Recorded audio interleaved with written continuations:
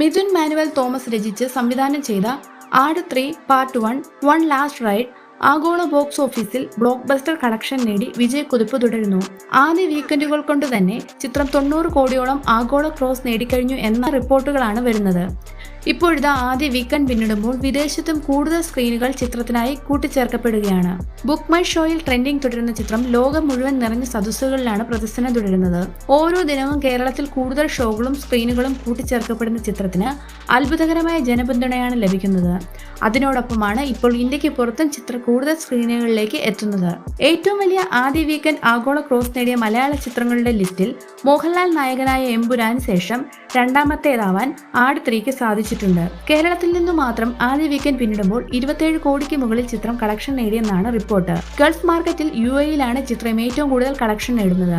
Rest of India, rest of the world മാർക്കറ്റിലും ചിത്രം ഗംഭീര ബോക്സ് ഓഫീസ് പ്രകടനമാണ് കാഴ്ചവെക്കുന്നത്. ഉടൻ തന്നെ 100 കോടി ക്ലബിൽ ഇടം പിടിക്കുന്ന 14ാമത്തെ മാത്രം മലയാള ചിത്രമായി ആട് 3 മാറുമെന്നുറപ്പായി കഴിഞ്ഞു. ചിത്രത്തിലെ നായകനായ ജയസൂര്യയുടെ കരിയറിലെ തന്നെ ഏറ്റവും വലിയ ആദ്യദിന കേരള ക്രോസും ആഗോള ക്രോസും നേടിയ ചിത്രം ഇതിനോടകം തന്നെ അദ്ദേഹത്തിന്റെ കരിയറിലെ തന്നെ ഏറ്റവും വലിയ ബോക്സ് ഓഫീസ് ഹിറ്റായിട്ടുണ്ട്.